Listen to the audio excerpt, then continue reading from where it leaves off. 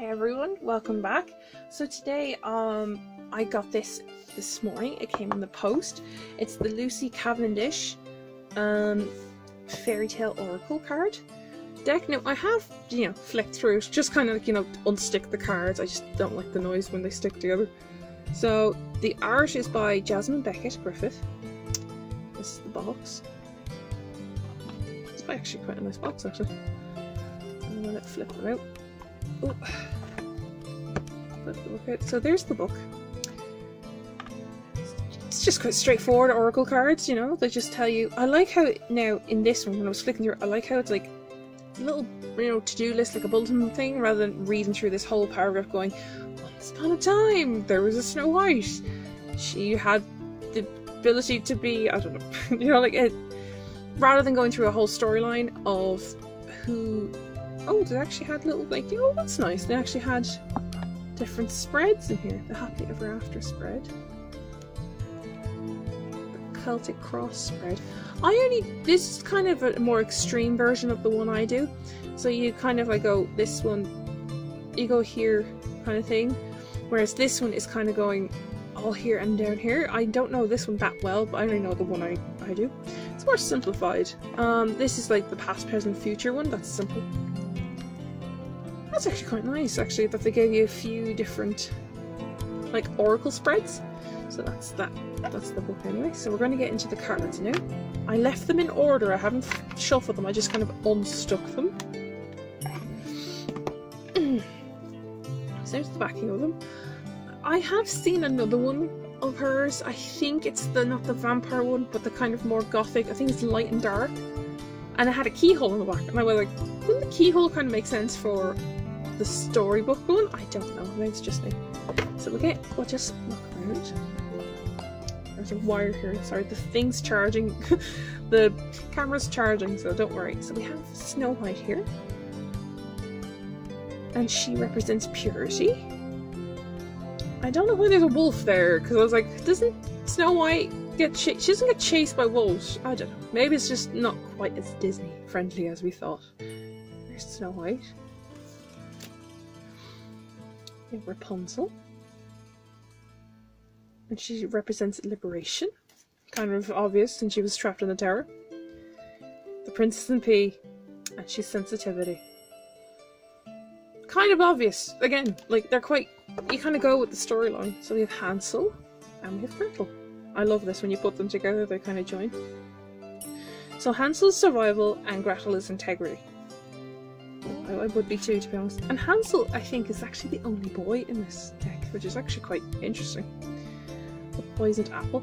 This is jealousy, is representing jealousy. It's actually the evil queen. The one from Snow White. I couldn't believe that. So we have the Little Mermaid. Sacrifice. Oh, she's so pretty. I'm sorry, they're so pretty. We have Puss in Boots, who's wit. Cinderella, which is magic. They're actually quite pretty cards. They're just as big as my circus cards. I'm used to oracle cards sizes. Whereas I actually struggle with the mini deck sometimes, shuffling them. It's a nightmare, because it's like trying to shuffle kid cards in a way. So we have Goldilocks, which is entitlement. It's a bit rude. She came in, if you think about it, she came in and, nicked the bear's porridge. So we have the Tinkerbox Soldier, sorry, and she's ambition. The art was gorgeous. I love this kind of green punk thing. I love how there's a pug in it. The Frog Prince, who is intimacy. Kind of makes more sense. If you kind of look at this and knew the fairy tale, it makes sense why it's representing intimacy, because obviously it's a frog and the princess didn't care that he was a frog and stuff. Thumbelina, expectations. Red Riding Hood, rites of passage.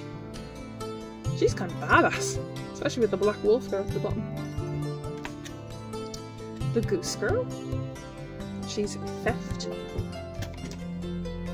Stillskin. Secrets. Bluebeard. Taboos. There are some fairy tales I do not know. Like, I don't know of Bluebeard, and I don't know of, well, this one actually, Basilissa the Brave, which is courage. She's holding a voodoo doll. Don't know some of them. Some of them are all. Oh, the little matchstick girl. She's the one that's on the box actually as well. She represents choice. I've seen the animation. That's quite sad actually. The red shoes, which is obsession.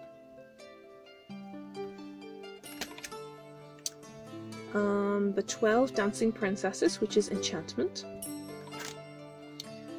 The sea maiden, which is promises. What came to pick the flowers, greed.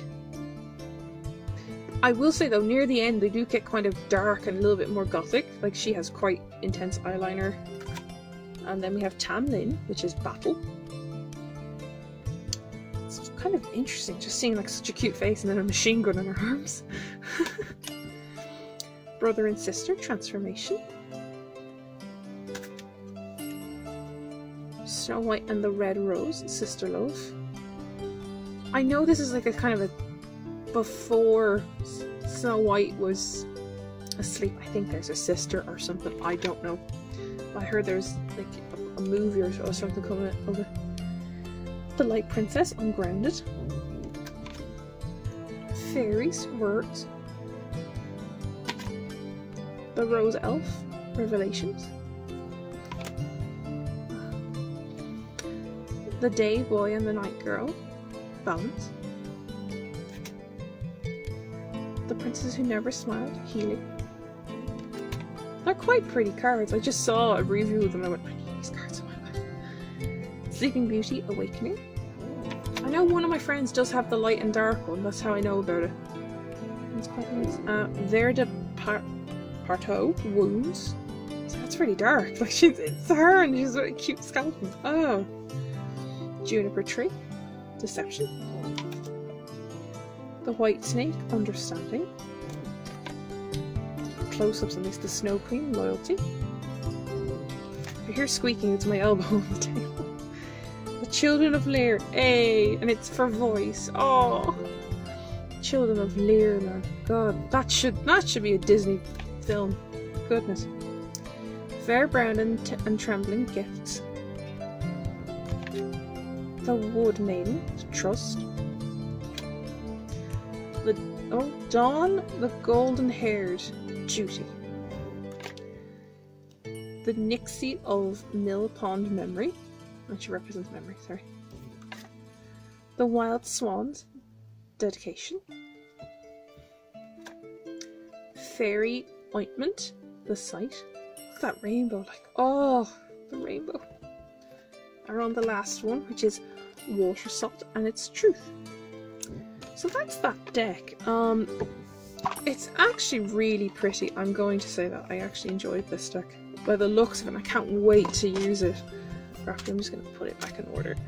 But, you know, like, oh, just the artwork, like, Jasmine, if you ever say this, you're an amazing artist.